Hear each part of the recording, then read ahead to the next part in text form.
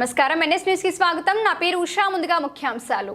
Ramagundam railway స్టేషన్లో Vande Bharat super fast express ప్రారంభోత్సవం కార్యక్రమం.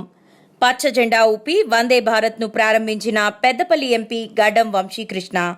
పాల్గొన్న Ramagundam mayor Anil Kumar, MLA Raj Thakur, BJP నాయకురాలు కందుల సంధ్యారాణి, రైల్వే అధికారి రాజీవ్ కుమార్.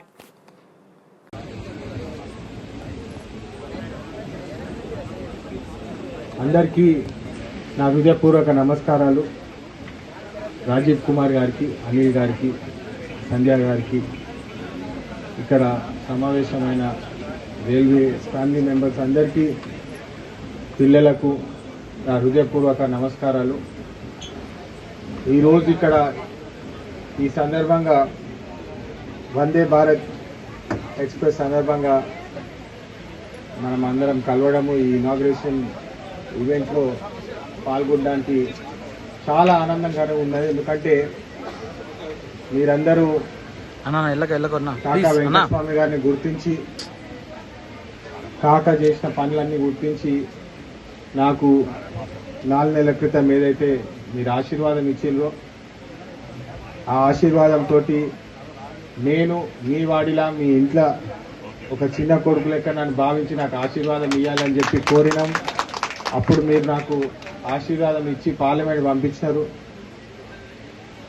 పార్లమెంట్లో మొదటిసారి నాకు ఓత్ తీసుకునే అవకాశం వచ్చినప్పుడు కూడా అప్పుడు నేను మన పెద్దపల్లి ప్రాంతము Singareni coal belt, Singareni hub అని చెప్పి ఒక సింగరేణి కార్మికుడిలాగా అక్కడ పోయి ఓత్ తీసుకోవడం కూడా జరిగింది. చాలా గర్వం అనిపించింది అప్పుడు.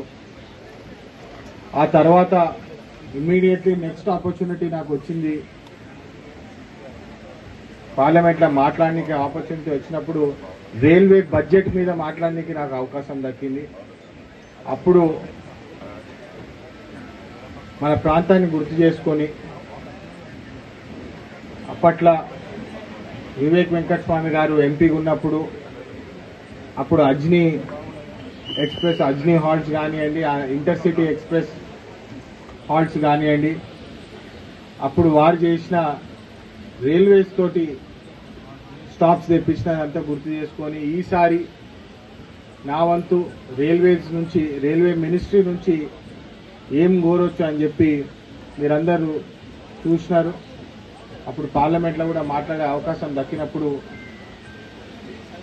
రామగుండము ఒక హబ్, మన సింగరేణి సంస్థ ఏదైతే ఉన్నదో ఇక్కడ రైల్వేస్లో 2,60,000 crores ఇన్కమ్ రెవెన్యూ వస్తుంది అనమాట మన రైల్వే మినిస్ట్రీకి దేశవ్యాప్తంగా. ఆ 2,60,000లా 50%, 60% ఫ్రేట్ ట్రాన్స్పోర్ట్ నుంచి కాంట్రిబ్యూషన్ జరుగుతుంది.